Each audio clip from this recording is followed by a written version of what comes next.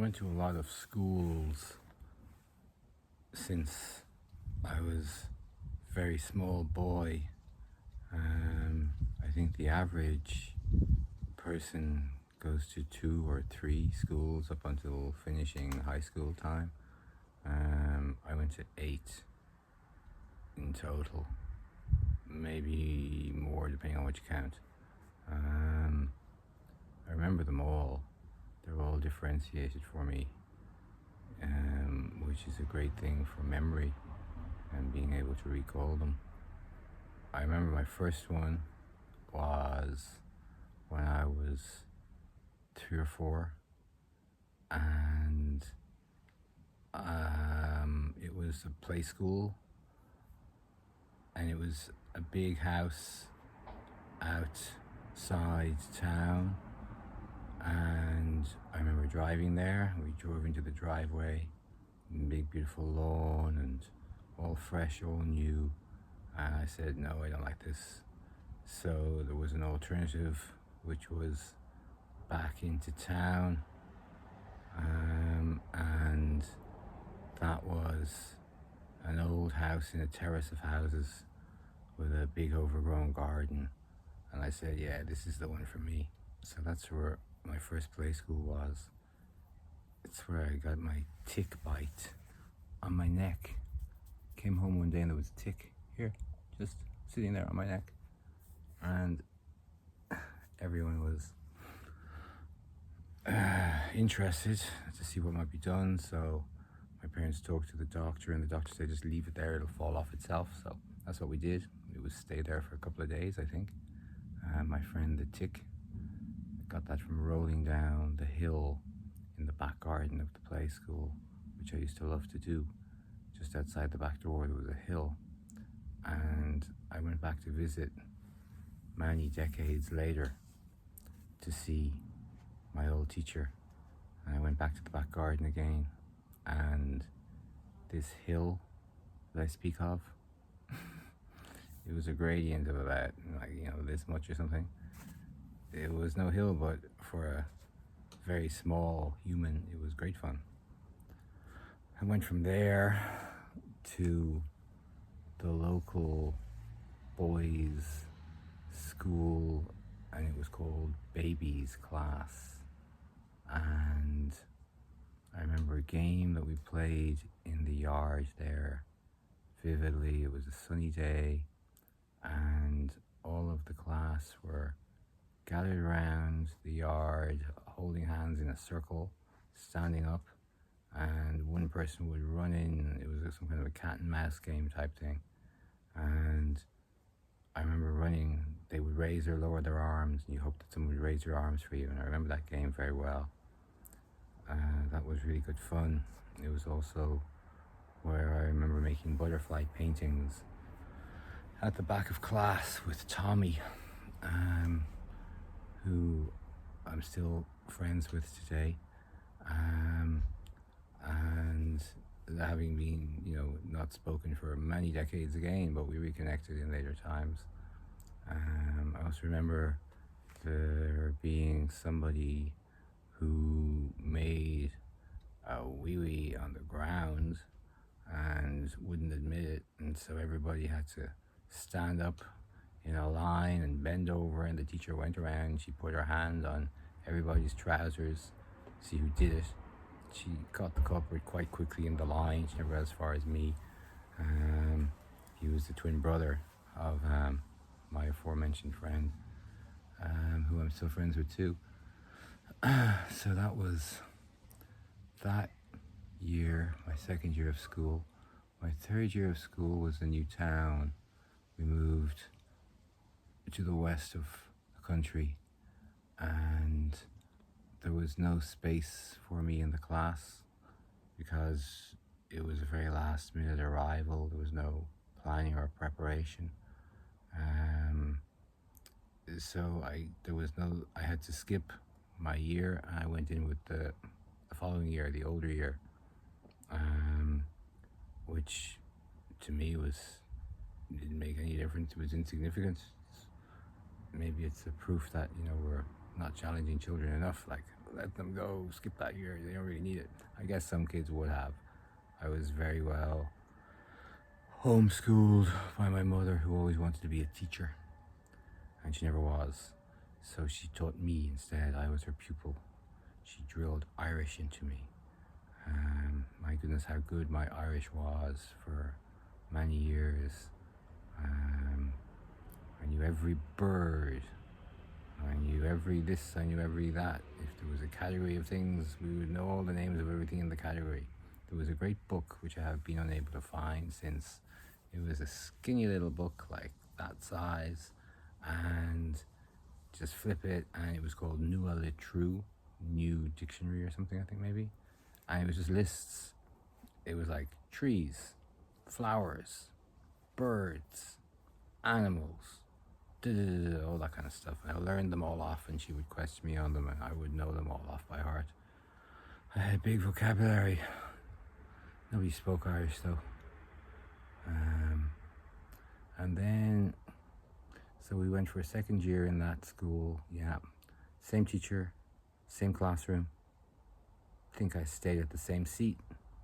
Maybe I moved over to the window. Maybe, yeah, I was not in the window because I was a late addition.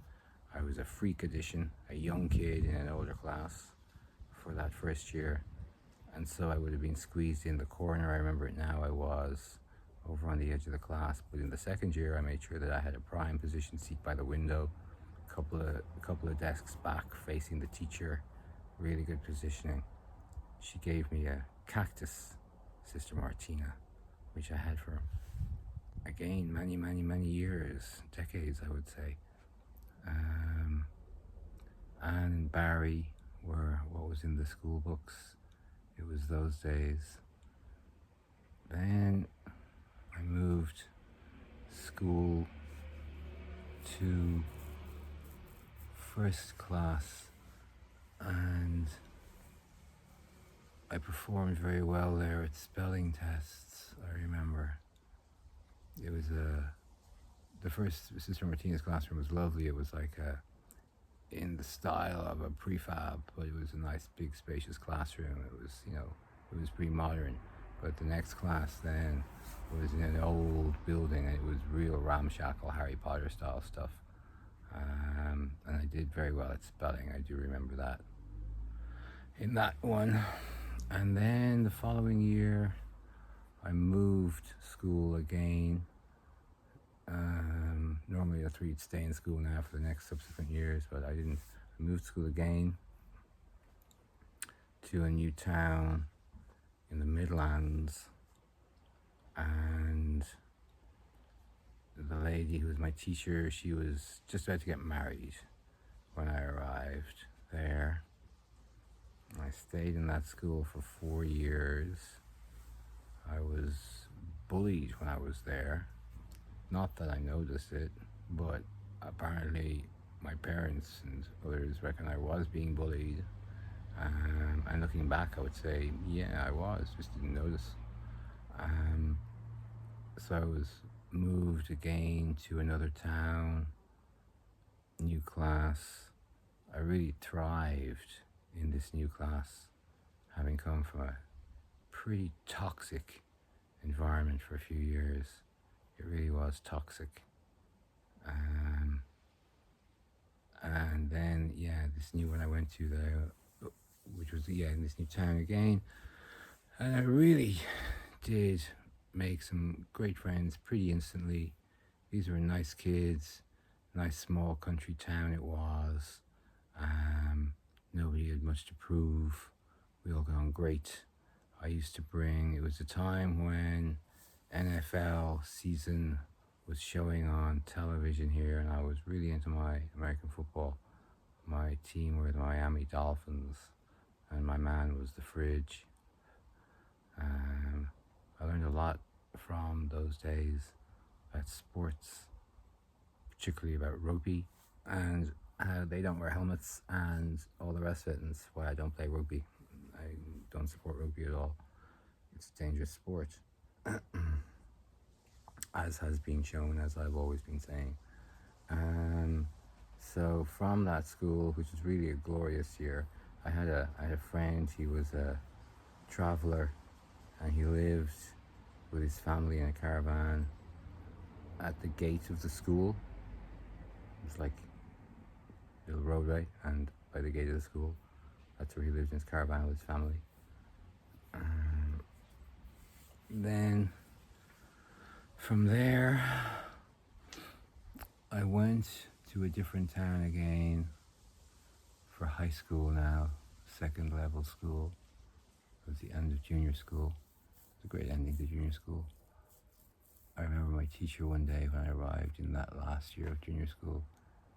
I was sitting in the middle of class, day 1 or day 2, and I was gleefully chit-chatting with my new buddies who I was surrounded with. Instantly made great rapport with a whole bunch of people in that class. And he suddenly said, "Mike, have you paying attention? Have you done this before?" And he was doing some math thing on the board. And I looked up and I said, "Oh yeah, I've done that already in my other school." And he said, "Okay, then come up here and finish it." So I hadn't done it. I had no idea what he was talking about or what he was even doing. I was paying no attention to anything that he was doing. So I stood in front of the blackboard, chalk in hand, because they were the days of chalk and blackboards, and just stared blankly at it. And he gave me a slap to the back of my head with the duster. It was still allowed in those days. It didn't hurt, it was just a shock. It was a wake-up call. And he said, "If you don't ever know something, ask." And those were really sage words. That's always stuck with me, those words. If you don't know something, ask. Don't sit there like an idiot. Just ask. Say, "I don't know." Find out. So I stayed in the following school for 3 years, and I didn't like it much. I had a couple of good friends, but it was very small town vibe, very into small town things. It's not easy for anybody living in a small town when they think of things outside small towns. There's no real community for you. So I stayed there for 3 years. Then I went to boarding school in the city. I made some great friends there too, and it was very interesting time and impactful time for me. I was 15 years old, and that was the shortest school I ever stayed in. I only stayed there for 4 months, 100 days as a boarder in this fine boarding school. I absolutely could not stand it. I recognized myself at the time that had I been sent there, as many of the guys I met at a younger age, perhaps they could have molded me to fit in. But as a 15-year-old, nope. They were trying to tame me and train me, and I was not having any of that in their methods. It was a place where I made it clear when I arrived that rugby wasn't my sport. Rugby was a big thing in this school, and I said, "I won't be playing rugby. I don't do it. It's not my thing. I don't think it's safe." And they said, "Listen, that's okay. You don't have to play rugby." Okay, fine. Until one morning, my buddy waking me, telling me, "Come on, we gotta go. I'm like, "What are you talking about?" She's like, "We gotta go play a game." I'm like, "What are you talking about?" She's like, "We're on the fourths," which is like the worst, the scraggly team assembled to play rugby. And we had to get on a bus and go to another school across the city to play their crappy team, playing our crappy team. I was not pleased with that at all. So when we got on the pitch, they appointed me to be a winger. Said I was fast. Apparently that makes a difference. And I got the ball in the middle of the game. Game just started. I got the ball and I saw my buddy ahead of me. I threw it forward to him and the whistle blew because you can't throw the ball forward in rugby. Oh dear. And so the game restarts and I get the ball again. Someone gives me the ball again. So what do I do again? I throw it forward again, of course. And the whistle blows again, and that's me gone off the pitch. Thank you and good night. Why didn't you listen to me when I said I won't play rugby? I don't play rugby. I guess others would have just played ball, right? That's not what I do. So from there, after that 100 days, I went on to that was the beginning of my long summer in about January that year. And I did a lot of reading. I went to the Samuel Beckett Festival in the theatre. I saw all of his plays performed. Then I went to what would be my final school for the last 2 years. I was now not in boarding school anymore. I was living with my brother, my older brother, in an apartment. And I went to school near the apartment. I still, I think, have some friends from that school. It's a bit confusing because this school and the previous one, they're very much connected. And it confuses me which school are you from this one or that one, because they all know each other and everything. It's that kind of a thing. So yeah, the final school was very good. I remember on the first day, I remember the week before, I went down to meet with whoever in the school, probably with my dad, who would have come up to visit me, to introduce me to the school. And so that was all fine. And then school started the following week, but by the time school started, I had dyed my hair red. So I came in as an unidentifiable, unrecognizable to many people from the guy that came in last week. So that kind of set the tone for who they were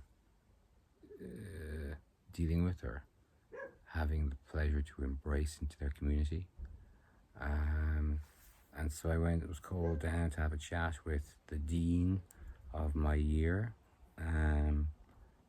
to welcome me to the school. So we sat in his office for 20 minutes, half an hour chatting.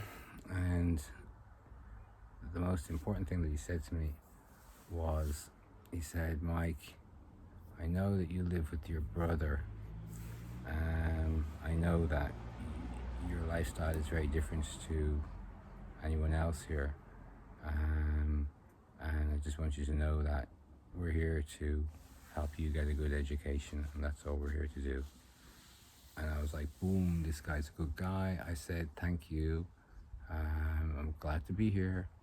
And I asked him, do you have a night study facility that I could come in the evenings and study? And he very happily told me, yes, they do. And he saw my attitude was good. So I did have a good attitude for those 2 years. I partied a lot as well, but I had a great attitude to school. I was listening in class. That was the thing, and I see that as being the thing. You don't need to do that much study if you pay attention to what you've been told. It goes a long way. So yeah, then I did my final exams in that school, and they went fine. I had no idea what to do after school particularly, but I had signed up to do a 3-month course in journalism in that summer. So in fact, it might have even began while I was still doing my exams. I may have started its journalism course, and that was really good. And it was my first experience of how a short course can be really enlightening, and you can learn a lot on a short course. And I learned so much in those 3 months about radio, about TV, about print, about film. I made a film, had to make a short film, and I chose to do an adaptation of F. Scott Fitzgerald's book, The Beautiful and Damned. I love that book. It's a great book. I read it several times. So I did a 10-minute version. Gloria, I think was her name. Don't remember his name. I got two of my friends to act for it. I spent one day in my apartment. It was fun. I remember there was one scene and Gloria was sitting on the sofa. Maybe they both were. It was just him and her in the movie. That was it. All set inside the apartment, the kitchen, the bedroom, the living room, the hallway. And yeah, and there was, I think we had 28 takes. She couldn't stop giggling. Yeah, about 28 takes on that one shot. And since, I did really well in my thing and everything, but since then, very shortly thereafter, I had another friend who was doing a similar course in some kind of video production, journalistic type stuff, and he was supposed to have a project done, making a short movie, and he didn't do it. And he asked could he borrow my footage, that he could re-edit bits out of it and make something with it. And I said sure, yeah. So I gave him the tape, video 8 it would have been, a little Sony camcorder I made it on, and I never saw it again, or him much either. And the original tape, VHS, no idea where. It's a pity. It was fun. It'd be interesting to see those people again, much younger, as teenagers basically. They would like to see it too, I'm sure. It's called Dawn to Dusk. No, it wasn't. It was called Dusk to Dawn. Yeah, at the all-nighters that these crazy people in the story were living in their lifestyles. From there, I went to university, and only because there was nothing I wanted to do, and my father would say, well, go to university, get a degree. It was not at all what I wanted to do. It's like many people, Prince for one, you just look through the list of all possible occupations and careers and go, nope, nothing there for me. I didn't want anything that was on offer. So I started doing a humanities degree in Italian, politics, and history of art. The history of art, the way they schedule the timetable, I thought it was really stupid from the very beginning. It was 9 a.m. lecture, and the lecture was a presentation where you're just looking at a piece of art, and they would put it up on projector in front of the screen at the end of the room, and they would dim all the lights, and it would just be little captions on it. They're 10 minutes looking at this piece of art. These people are tired. These are tired students, and it's early morning. Not many people stay awake during that class. I thought that was so stupid from the beginning. But in only about a month in to university, I made the opportunity. I saw an opportunity and I made it happen to go to a tech conference, which was called IntelliVent in 1994, held here in Dublin in a hotel. I still have some stuff from it, and I wanted to go to this because I was really into tech, and I had a feeling that there was something going to be happening here for me because the internet had just come out. I was into internet, and so I got to the conference and I got to see in the presentation the General Magic Communicator, which was, if you know, the mother of all iPhone and Android devices. So I got to see that in 1994, and it was going to be another 14 years before all of you guys would see anything like it as in the real world. So I was living with this for more than a decade. I had this knowledge of what was coming, which was really super way to be. So I dropped out of university basically, Dyed my hair blonde, went peroxide. Couldn't find a goddamn thing that would be any useful for me, even though I now had a target to learn something and do something, which was internet. There was nothing. So I saw something which was run by a big tech company. It was called something in networking and programming. Yeah, it was a course in networking and programming for a year. So I signed up for this. It was all product placement crap. Didn't learn anything that was ever in any way useful or meaningful to me in my life. Big waste of time. But it gives you that piece of paper that people like to see. Oh, you did something, did you? Oh, very good. It's rubbish. It was a waste of time. My final presentation for that was really quite epic, because all this time when they're telling me about Novell products and Microsoft products and this and that, I'm like, this is not what I came here for. I was working away on internet in the background, and I did my presentation about internet and the web and what it was at that time and what it could be. And everybody was very impressed. I had more people in the room than there should have been there to hear me what I was talking about. Nobody knew a goddamn thing back then. So from there, I went many years then working internet, all good, all great, the happy days. Then the bad days came and hit, and back to education again. So I went back to what I had originally considered, but was kind of not possible, which was I went back to, I should tell you, when I was about 12, no longer, 11 years old, I had been buying Vogue magazine and reading Vogue magazine for the fashion. I was big time into fashion, not for the girls, for the fashion.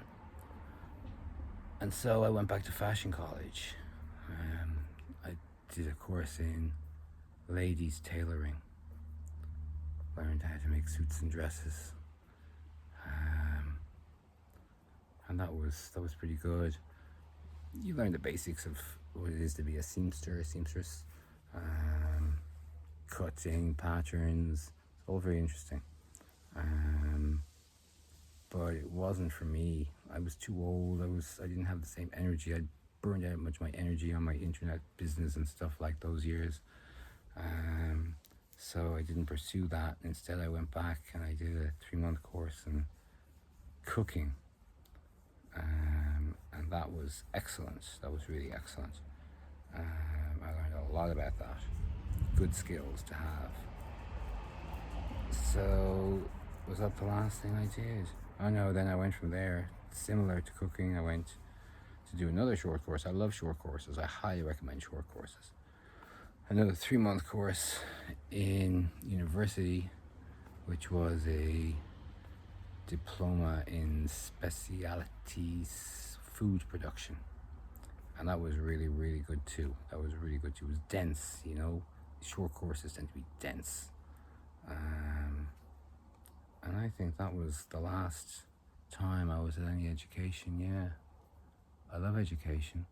What would I do again? Well, I'm always trying to learn languages, yeah, Slabarav. Norwegian is one I'm messing around with. That means I'm just chilling out. Yeah, Slaparav. Maybe I should do my pronunciation more for you in case you're Norwegian. Hi. So that's my education career. Yeah. I speak a few languages. I didn't really have anything specifically about those. So in terms of, I speak Polish, but my wife is Polish. And when I started learning it, I said, "You're going to help me learn this language, honey? I want to speak your language." And she was like, "Nope." I was like, "Okay." So she didn't help me learn the language. She's Polish. I love her so much. She's brilliant. And so I learned it by myself. I moved there. And I lived there for about a year by myself, running a restaurant over there. And so you learn on the street, don't you? Yes, and that's how I learned. From taxi drivers, from strangers, and no classes ever. And I understand it pretty good now, and I speak it okay. That's all I want. I don't want to be a professorial level with any language. It's well enough to get by. Over the years, I did good with languages. I get by with Italian, Polish, French. Italian, Polish, French. Don't do Spanish. Don't do German. I did a little bit of German in school, and very basic. I do have a little bit of Arabic and Chinese. Socially, I could be polite in introductions and stuff. If you have just a smidgen of any language and you have opportunity to use it, it'll elevate you up. It'll make you stand out from the people who don't know nothing about that language. You can just say hello. It's a good start.